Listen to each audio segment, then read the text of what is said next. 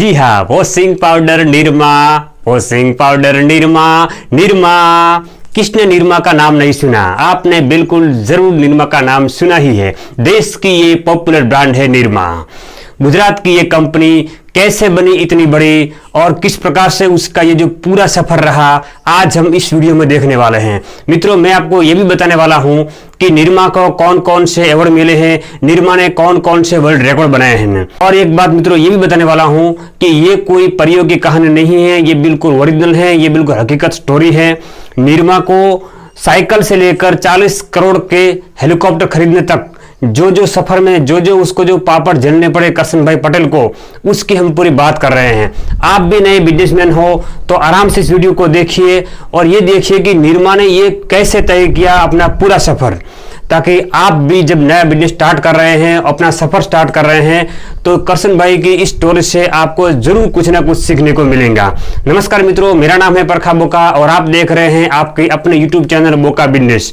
तो चलिए बिजनेस सीख लेते हैं। करशन भाई का जन्म गुजरात में मेहसाणा के पास छोटे से गांव रूपपुर में 1945 में हुआ था। जो रूपपुर उस वक्त मेहसाणा में था, आज वो पाटन डिस्ट्रिक्ट के चाणस्मा में है। तो करशन भाई जी शुरुआत जो पढ़ाई है वो मेहसाणा में उन्होंने की और बाद में 21 साल की उम्र में केमिस्ट्री में उन्होंने बीएससी पूरी की। बीएससी खत्म करने के बाद वो चले गए अहमदाबाद। न्यू कॉटन मिल्स में उनको प्राइवेट लैब में लैब असिस्टेंट की नौकरी मिली। वो नौकरी उन्होंने की। बाद में उसको गुजरात के जियोलॉजी एंड माइनिंग डिपार्टमेंट में गवर्नमेंट नौकरी मिली और वो गवर्नमेंट नौकरी कर रहे थे। मगर ये तो करशन भाई थे, भाई गुजराती थे, तो उन्होंने सोचा कि नौकरी से कुछ होने वाला है नहीं।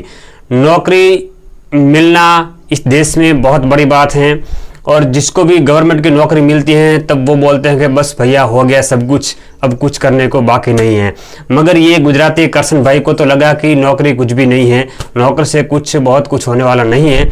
तो उन्होंने सोचा कि डिटर्जेंट पाउडर की और अपनी नज़र डाली उन्हें और घर पर आकर घर के पिछवाड़े के भाग में वो डिटर्जेंट केमिकल मिला के डिटर्जेंट बनाने का प्रयोग कर रहे थे। छोटे छोटे प्रयोग करते थे और उन प्रयोगों को करते करते उन्होंने एक पीले कलर का डिटर्जेंट पाउडर बना लिया, जो अच्छा था, नुकसान बहुत कम करता था और धोने में बहुत अच्छा था और कीमत में बहुत कम तैयार हो रहा था।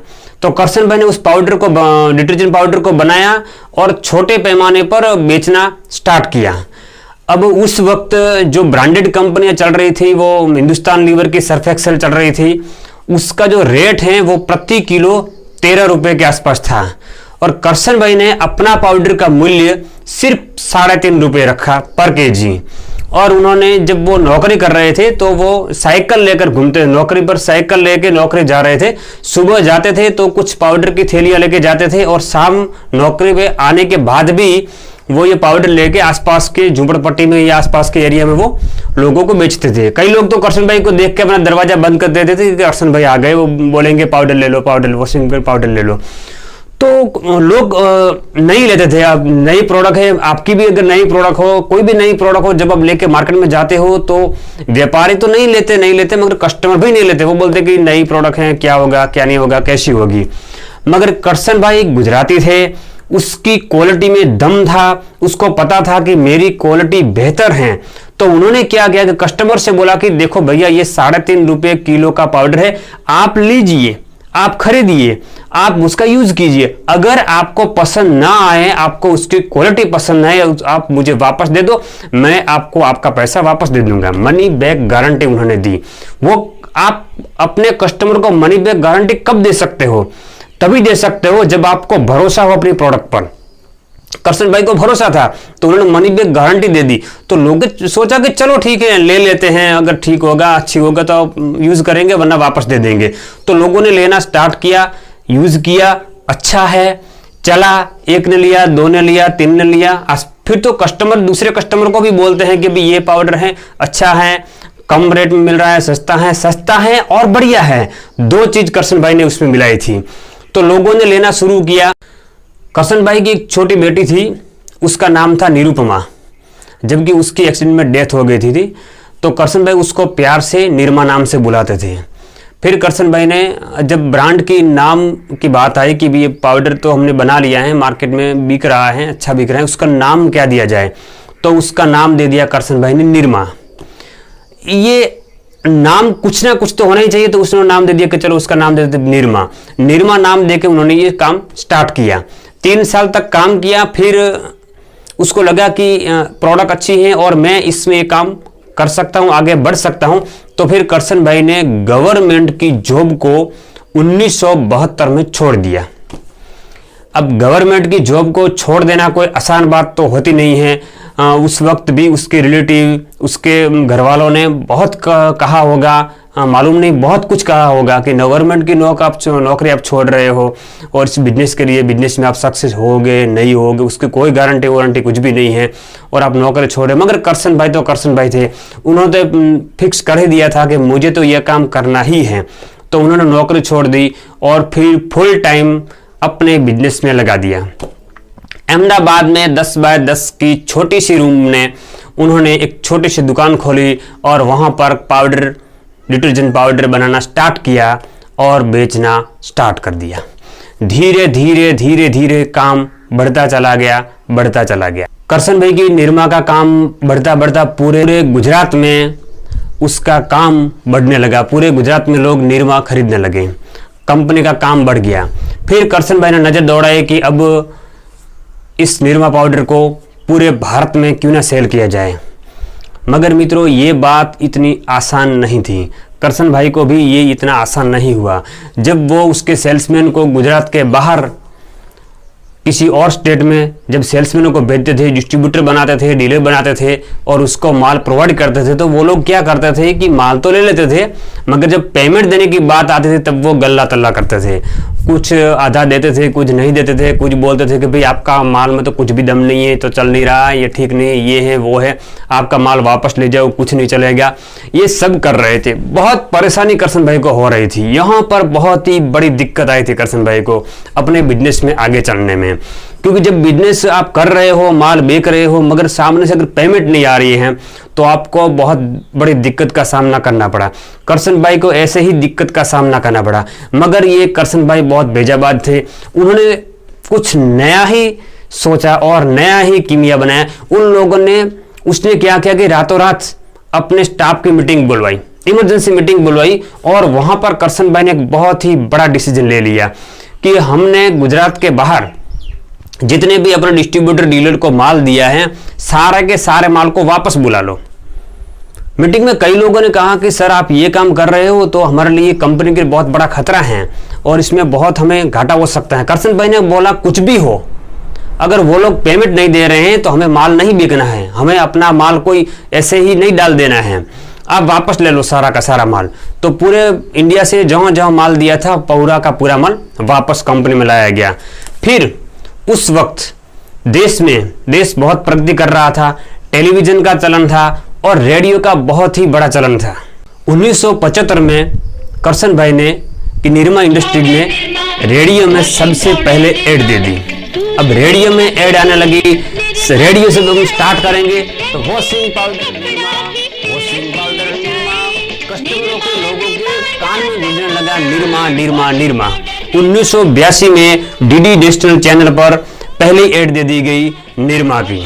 ये डिसीजन ले लिया गया और बहुत खर्चा किया ऐड पर और पूरा दिन चलाते रहे ऐड, वॉशिंग पाउडर निरमा। बहुत ऐड चली, टीवी में पूरा दिन चलती रही, लोग देखते रहे washing powder Nirma, washing powder Nirma. अब लोगों ने नाम तो सुन लिया निरमा निरमा, अब निरमा है कहाँ, निरमा लाएंगे कहाँ से। कस्टमर जाने लगे दुकानदारों के पास, भाई निरमा लाओ, भैया निरमा लाओ। दुकानदार बोलते कि नहीं निरमा तो नहीं, क्योंकि माल तो था नहीं, कहीं पर भी किसी के पास माल नहीं था, तो नहीं निरमा तो नहीं है। अब दूसरा कुछ बोले, नहीं दूसरा नहीं चाहिए, हमें निरमा चाहिए, अब निरमा लाइए निरमा लाइए निरमा लाइए। तो दुकानदारों ने, डिस्ट्रीब्यूटरों ने करसन भाई से कांटेक्ट किया कि करसन भाई अब आपका माल भेजो। करसन बोला कि मैं माल नहीं भेजने वाला हूं, पेमेंट पहला पेमेंट लाइए फिर माल दूंगा। अब ये क्रेडिट वाला धंधा आज से बंद है, कैश पेमेंट और माल। दुकानदारों ने बोला कि ठीक है भैया पेमेंट ले लो, माल लाओ माल लाओ।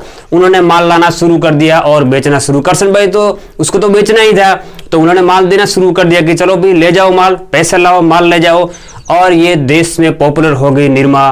पूरे भारत में निरमा हो गई और पूरे भारत में बहुत ही पॉपुलर ब्रांड बन गई। 1980 में निरमा प्राइवेट लिमिटेड बन गई। फिर उन्होंने निरमा साबु, निरमा नमक और सारे कॉस्मेटिक आइटम बनाना शुरू किया। कुछ चली, कुछ नहीं भी चली, मगर Nirma powder, detergent powder, Nirma soap और निरमा कॉस्मेटिक आइटम और निरमा नमक इस देश में इस ब्रांड के बहुत चले। 2004 में निरमा ने 8 लाख टन का वकरा करके वर्ल्ड रिकॉर्ड बना दिया डिटर्जेंट पाउडर का। दुनिया में ऐसी कोई कंपनी नहीं थी जिसने 2004 में 8 lakh ton per year detergent powder sale किया हो। ये पहली कंपनी थी निरमा। और साइकिल पर सफर करने वाले करसन भाई ने 2013 में अपना खुद का 40 करोड़ का हेलीकॉप्टर खरीदा। 2017 में फोर्ब्स मैगजीन के अनुसार निरमा की कुल प्रॉपर्टी 640 मिलियन $US बताई गई।